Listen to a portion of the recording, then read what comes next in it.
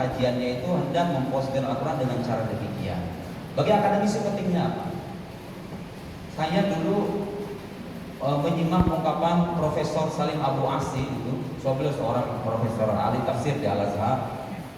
Beliau mengatakan bahwa sebetulnya syubhat tentang Al-Quran itu laisa fiha jadid wa jauhar hadhil ahwa huwa kata beliau. Ini substansi dari hawa nafsu orientalis orang-orang non muslim ini yang kritis terhadap itu sama aja. Saya ingin berikan contoh yang sederhana. Dulu orang-orang kafir memandang Quran itu sebagai asatirul awwalin, sebagai dongeng orang-orang terdahulu.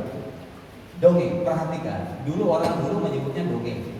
Zaman sekarang Pak, orientalis itu sama ngomong ya begitu, cuman bukan dongeng. Dibilangnya apa? Bukan fakta historis. Sama aja kan?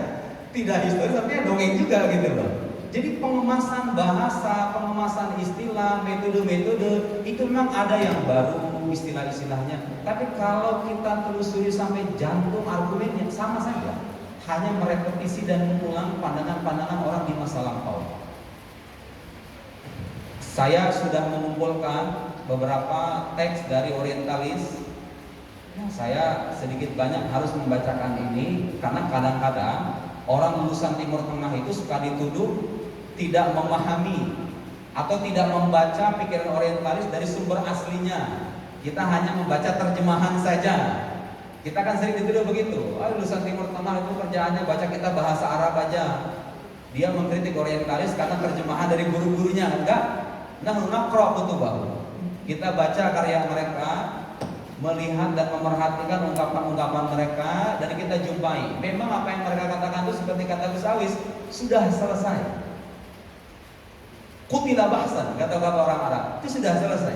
Syubhat yang beragam itu sudah selesai dalam tradisi keislaman kita, jawaban-jawabannya. Baik, Bapak Ibu sekalian, teman-teman mahasiswa semuanya, saya ingin kembali kepada soal tadi. Banyak sekarang orang-orang meragukan historisitas kisah-kisah Al-Quran.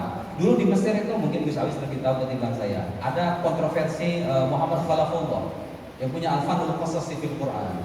Ya kira-kira intinya kisah Al-Quran bukan kisah sejarah, tapi ya kisah yang tujuannya itu supaya memberikan ibrah. Nah sekarang itu ide-ide semacam itu, termasuk Profesor Muniziri dalam salah satu bukunya menolak historisitas kisah Al-Quran. Bagi mereka kisah Al-Quran Ashabul Kahf, kemudian Al-Imran, kemudian